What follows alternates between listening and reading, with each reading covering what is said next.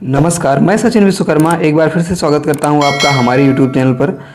आज फिर मैं आपके लिए एग्रीकल्चर इकोनॉमिक्स का दूसरा वीडियो लाया हूं। अगर आपने अभी तक हमारा पहला वीडियो नहीं देखा है तो आप उसे ज़रूर देखिएगा। उसमें भी बहुविकल्पीय प्रश्नों के बहुत ही ज़्यादा इंपॉर्टेंट प्रश्न हैं। तो चलिए शुरू करते हैं आज का वीडियो। पहला प्रश्न है कि विश्व बैंक की उदार ऋण प्रदान करने की वाली खिड़की किसे कहा जाता है। विश्व बैंक की उदार ऋण प्रदान करने वाली खिड़की किसे कहा जाता है? तो इसका आंसर होगा अंतर्राष्ट्रीय विकास संघ। इसका जो आंसर होगा वो होगा अंतर्राष्ट्रीय विकास संघ IDA। दूसरा प्रश्न है कि भूमि उत्पादन का किस प्रकार साधन है। भूमि उत्पादन का किस प्रकार का साधन है? तो इसका आंसर होगा निष्क्रिय साधन।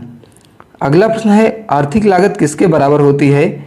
तो इसका आंसर होगा अस्पष्ट लागत धन अस्पष्ट लागत। आर्थिक लागत जो है वो अस्पष्ट लागत धन अस्पष्ट लागत के बराबर होती है। अगला प्रश्न है किस कृषक का कर्ज यानी लोन वापस करने की क्षमता का मुख्य आधार क्या होता है।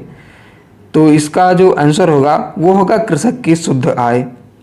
अगला प्रश्न है उत्पादन कब बंद कर देना चाहिए।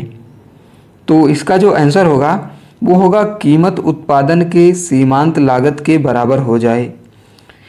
प्रश्न है कि उत्पादन कब बंद कर देना चाहिए। तो इसका आंसर होगा जब कीमत उत्पादन के सीमांत लागत के बराबर हो जाए। अगला प्रश्न है कि फार्म प्रबंध का मुख्य तत्व क्या है। तो इसका जो आंसर होगा वो होगा फार्म बजटिंग। अगला प्रश्न है प्रक्षेत्र प्रबंध का मुख्य उद्देश्य क्या होता है। तो प्रक्षेत्र प्रबंध का मुख्य उद्देश्य होता है कारकों का अनुकूलतम प्रयोग करना। कारकों का अनुकूलतम प्रयोग करना जो है वो प्रक्षेत्र प्रबंध का मुख्य उद्देश्य होता है। अगला प्रश्न है 33 नंबर कि स्थिर लागत को क्या कहते हैं।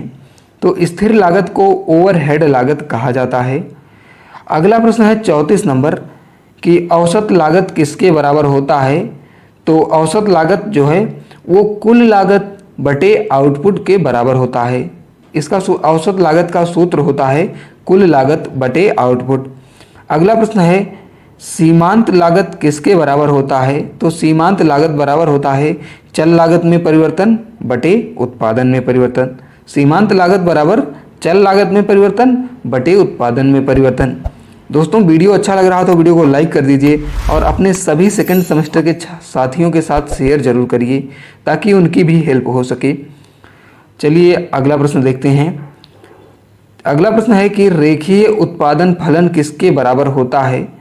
रेखीय उत्पादन फलन किसके बराबर होता है। तो इसका आंसर होगा y बराबर a0x plus a1x1 plus a2x2 plus dot dot dot anxn। अगला प्रश्न है 37 नंबर कि स्क्वायर रूट उत्पादन फलन किसके बराबर होता है। स्क्वायर रूट उत्पादन फलन किसके बराबर होता है। तो स्क्वायर रूट उत्पादन फलन यानी y बराबर a plus b under root x1 plus cx2।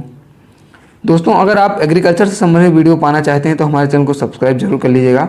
अगला प्रश्न है चतुर्वर्गीय उत्पादन फलन किसके बराबर रहता है।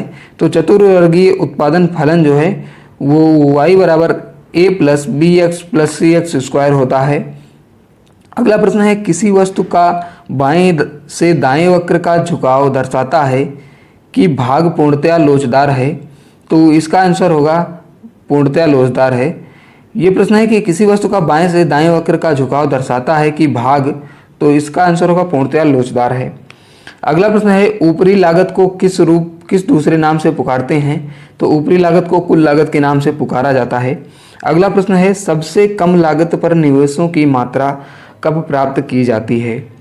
तो इसका आंसर होगा delta x2 upon delta x1 greater than px1 upon px2। अगला प्रश्न है फार्म बजट की प्रविष्टि की जाती है।